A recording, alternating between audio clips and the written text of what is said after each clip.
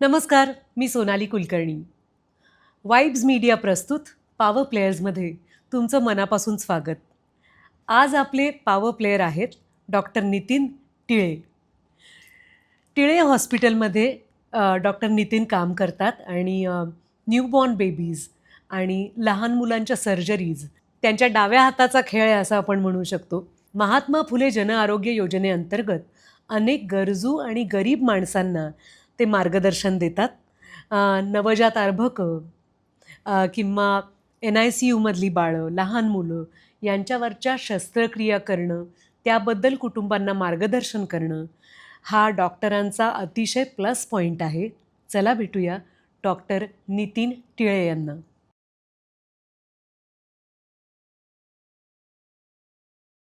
नमस्कार डॉक्टर. नमस्ते. आपल्या पॉवर प्लेयर्समध्ये तुमचं मनापासून स्वागत आहे. आम्हाला खूप छान वाटतंय की तुम्ही आज एका वेगळ्या विषयाबद्दल आम्हाला माहिती देणार आहात.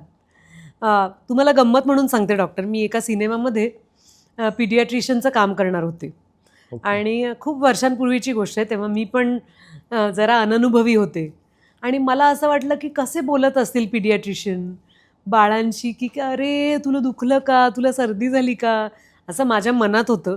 पण जेव्हा मी फील्डवर जाऊन अभ्यासासाठी कुठल्या कुठल्या पिडियाट्रिशियन्सकडे गेले तेव्हा ते मॅटर ऑफ फॅक्ट होते. ते बाळाला असं लक्ष विचलित करायला एखादं खेळणं द्यायचे, छान तपासायचे. त्यांच्या बोलण्यामध्ये कुठे असं ओले सोनं बाळ असं नव्हतं. ते त्या बाळाकडे फार थरो पेशंट म्हणूनच बघायचे. राईट. तुम्ही या क्षेत्रात जेव्हा आलात तेव्हा तुम्हाला लहान मुलांची आवड होती का या क्षेत्राबद्दल आवड होती? बेसिकली मला या क्षेत्राबद्दल पण आवड होती आणि मला लहानपणापासूनच लहान मुलं खूप आवडतात. बरं त्यामुळे मग मी हे स्वतःहून हे फील्ड चॉईस केलेलं आहे. बरं. आणि तुम्ही मूळ नाशिकचेच आहात? हो, मी मूळ नाशिकचाच आहे. ओके. आणि शिक्षणासाठी अर्थातच कुठे कुठे फिरला असाल? हो, मी MBBS हे नाशिकमध्ये केलेलं. बरं. त्याच्यानंतर मग DCH करून मी वाडिया हॉस्पिटल परेल येथे फेलोशिप केलेली आहे. मुंबईमध्ये? हो, मुंबईमध्ये. बरं. मला कल्पना आहे मेडिकल फील्ड किती अवघड असतं. माझ्या घरचे बरेच जण डॉक्टर्स आहेत. त्यामुळे ते किती मेहनत करतात, ते त्यांच्या केसेसमध्ये किती इन्वॉल्ड असतात हे मी फार जवळून पाहिलं आहे. डॉक्टर, आपण लहान मुलांचा, अर्भकांचा विषय आज हाताळतोय. मला सांगा की आम्हाला माहिती आहे की अनेक लहान बाळांना जन्मल्यानंतर कावीळ होते. बरोबर. याच्या पलीकडे, हे फार बेसिक माहिती आहे मला, पण त्याच्या पलीकडे नवजात बालकांमध्ये काय धोके असतात, काय आरोग्यासाठी आवश्यक लक्ष तुम्हाला द्यावं लागतं? आता कावीळच्या पलीकडे खूप वेगळे वेगळे आजार नवजात बालकांमध्ये आढळतात. बरं. फॉर एक्झाम्पल बोलायचं ठरलं तर नवजात बालकांना हायलाईन मेम्ब्रेन डिसीज म्हणजे त्यांचं फुफ्फुस मॅच्युअर झालेलं नसतं, लंग्स इमॅच्युअर असतात. जे बाळं प्रीटर्म बर्थ घेतात त्यांच्यामध्ये फुफ्फुस मॅच्युअर झालेले नसतात, तर अशा बाळांना श्वसनाचा आजार होऊ शकतो. श्वसनाचा आजार असतो. त्याच्यानंतर LBW, लो बर्थ वेट. काही बाळं हे 7व्या-8व्या महिन्यात जन्माला येतात, तर ते बाळं हे फक्त आणि 750, 800, 900 ग्राम इतक्याच वजनाचे असतात. तर त्यांचे उपचार पद्धती ह्या कम्प्लिटली वेगळ्या असतात आणि त्यांचे आजार हे कम्प्लिटली डिफरंट असतात. काही आता आपल्याकडे हल्ली खूप लेट मॅरेज, खूप लेट फॅमिली प्लॅनिंग याच्यामुळे पण काही कंजनायटल ॲनोमलीज नवजात अर्भकांमध्ये दिसत आहेत. तर त्याचे पण उपचार हे वेगळे असतात आणि ते पण आजार प्रामुख्याने सध्या दिसत आहेत. तुम्ही किती महत्त्वाचा पॉईंट सांगितलात. खरंच आहे, कारण हल्ली 30 नंतर लग्न करायचा निर्णय घेतला जातो. बरोबर. त्याच्यानंतर मग फॅमिली प्लॅनिंग सुरू होतं की आपण बाळ होऊ द्यायचं की नाही, आणि ते डिस्कशन संपेपर्यंत अनेकदा स्त्रियांची 40 येते आणि त्यानंतर त्यांचे धोके वाढत जातात. हो. अगदी बरोबर आहे तुमचं. म्हणजे NICUमध्ये ठेवलेली जी बाळं असतात तेव्हा नर्सेस काळजी घेत असतात, डॉक्टर पाहणी करत असतात, पण त्या कुटुंबाला काय ओढाताण सहन करावी लागत असेल ते फक्त आम्ही इमॅजिन करू शकतो. त्यासाठी डॉक्टर, एक वेगळा प्रश्न असा की व्हेंटिलेटर्स आम्ही पाहिलेली आहेत. बरोबर.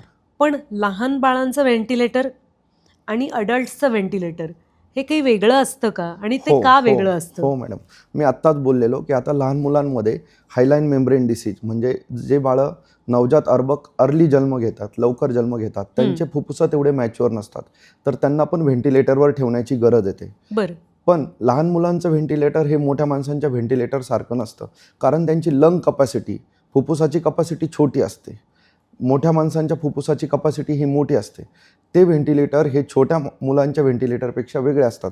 त्यांच्या सेटिंग्स कम्पॅरेटिव्हली कमी केलेल्या असतात. त्यांचं व्हॉल्यूम हे खूप कमी प्रमाणामध्ये ठेवावं लागतं आणि त्या व्हॉल्यूमचं, त्यांचा रेट, त्यांचं व्हॉल्यूम आणि त्यांचं अदर जे फॅक्टर्स आहेत ते आपल्याला त्या पद्धतीने सेट करावं लागतात.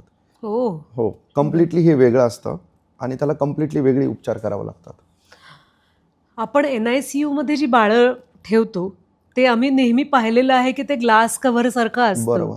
तिथे तुम्हाला काय काळजी घ्यावी लागते सर? म्हणजे ते ICU सारखंच असतं? ICUच असतं. ICUच्या पण पुढे त्याच्यामध्ये सेप्सिस प्रिकॉशन्स होण्यासाठी, सेप्सिस न होण्यासाठी न्यूनेटलमध्ये संसर्ग न होण्यासाठी विशेष काळजी घेतल्या जाते तिथे. आणि तिथे काही टेम्परेचर मेंटेन करावं लागतं? टेम्परेचर मेंटेन ठेवावं लागतं, कारण आईच्या गर्भात बाळ एका वेगळ्या टेम्परेचरमध्ये असतं आणि इथे टेम्परेचर आपल्याला रूम टेम्परेचर आणि आतलं टेम्परेचर याचं कॉन्स्टंट काढून ते टेम्परेचर मेंटेन ठेवावं लागतं. बरं.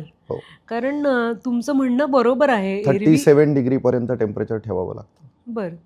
कारण एरवी 9 महिने 9 दिवसानंतर बाळ जन्माला येतं, पण अर्ली बर्थ म्हणजे 7व्या महिन्यानंतर कधीही जन्म होऊ शकतो बाळाचा. हो. बरं. अशा वेळेला आम्हाला टेन्शन येतं डॉक्टर. तुम्हाला येतं का हो टेन्शन? आम्हालाही येतं सुरुवातीला, पण जेव्हा बाळ आमचा रिकव्हरीमध्ये जातो, बाळ जेव्हा आमचा रिस्पॉन्स येतो, आम्हाला ते 24 तास ते 48 तास झोप नीट लागत नाही. कंटिन्युअसली त्या बाळाची काळजी आमच्या डोक्यामध्ये शिरकाव करून राहते. कंटिन्युअसली त्या बाळाच्या त्याचं ऑक्सिजन लेवल, त्याचं हार्टबीट, त्याचं BP, त्याचं युरिन आउटपुट हे सगळं आमच्या डोक्यामध्ये चक्र फिरत असतं. पण जेव्हा त्याला हळूहळू रिस्पॉन्स येतो, त्याला आम्ही कधी सर्फेक्टंट देतो किंवा अदर काही गोष्टी करतो, त्याच्यातून जेव्हा रिस्पॉन्स येतो तेव्हा आम्हाला मग जरा बरं वाटतं.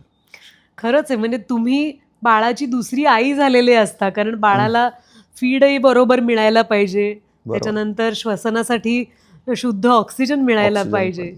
या बाळांची काळजी घेण्यासाठी तुमच्या टिळे हॉस्पिटलमध्ये तुमची टीमही खूप महत्त्वाची असणार. आणि त्यांच्या स्पेशलिस्ट आम्ही ट्रेन केलेल्या सिस्टर्स आहेत, त्या सिस्टर्स तिथं बाळाची काळजी घेत असतात. बरं.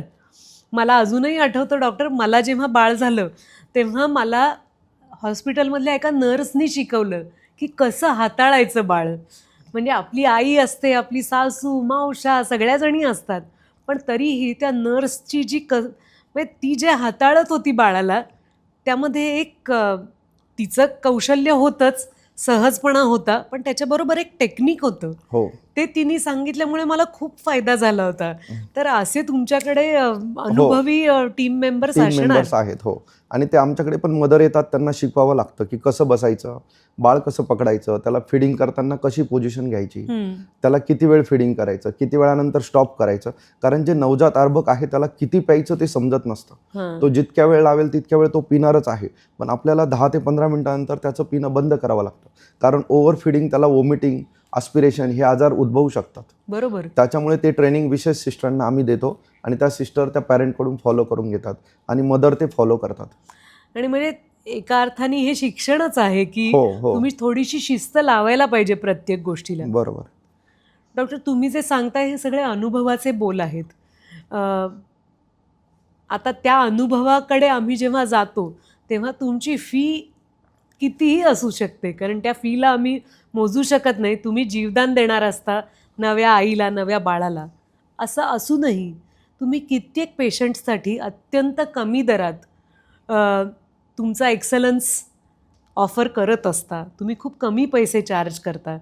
तर यामागे तुमची भावना काय असते? मॅडम, आम्ही आता जे व्हेंटिलेटरचे बाळं आहेत किंवा ऑक्सिजनचे बाळं आहेत किंवा कोणी न्यूमोनियाचे बाळं असतील की ज्यांना ऑक्सिजन लागतोय, तर त्यासाठी माझ्या हॉस्पिटलमध्ये आम्ही महात्मा फुले ज्योतिबा योजना जी आहे, महात्मा ज्योतिराव फुले योजना आणि प्रधानमंत्री जन आरोग्य योजना, याच्या अंतर्गत त्या नवजात बालकांना आणि त्या मोठ्या मुलांना अत्यंत फ्री ऑफ कॉस्टमध्ये उपचार देत आहोत. त्यांना पैसे घेण्याची आमच्यावर वेळच येत नाही. पण या योजना आम्ही फक्त ऐकलेल्या आहेत, त्याची पोस्टर्स बघितली आहेत. ती योजना देऊ करणारे तुम्ही पहिलेच डॉक्टर भेटलात मला. नाही मॅडम, आता महाराष्ट्र शासनाने त्या योजनेचं एकत्रीकरण केलेलं आहे. त्याला सुवाच्य पद्धतीने मांडून त्याची सगळी विशेष बांधणी करून ती योजना आता गोरगरिबांपर्यंत पोहोचवलेली आहे. बरं. आणि आमच्यासारख्या हॉस्पिटल्समध्ये ती योजना आहे. पण किती मोठी गोष्ट आहे, कारण बाळ जन्माला येणं हा कुठल्याही कुटुंबासाठी अतिशय आनंदाचाच भाग असतो. बरोबर. पण काही काही कुटुंब अशी असतात जी अतिशय कमी आर्थिक स्तरातून आलेली असतात आणि त्यांच्यासाठी ते प्रेशर असतं की अरे बापरे, हॉस्पिटलचा खर्च, औषधांचा खर्च. पण त्यांना तुम्ही ह्या सगळ्या योजना ज्या आहेत त्या उपलब्ध करून देताय. बरोबर बोलतायत मॅडम. माझ्याकडे मागच्या आठवड्यामध्ये पेठ तालुक्यामधलं होम डिलिव्हरीचं बाळ आलेलं होतं. बरं. होम डिलिव्हरी झालेलं बेबी जे होतं त्यांच्याकडे कुठल्याही प्रकारचे पैसे नव्हते, अफोर्डेबिलिटी नव्हती. त्यांना कोणीतरी सांगितलं की तुम्ही इथे इथे जा, तुम्हाला त्या योजनेअंतर्गत ते मोफत उपचार करून देतील. तर त्या बाळाला आम्ही मागच्या 6 दिवसांपासून व्हेंटिलेटरवर ठेवलं आहे.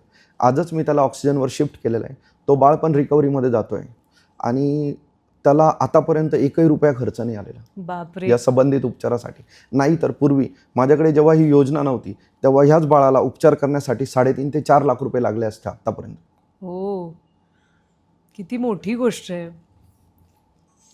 डॉक्टर, नवीन पेरेंट्स जे असतात, जे प्लॅन करतायत बाळ,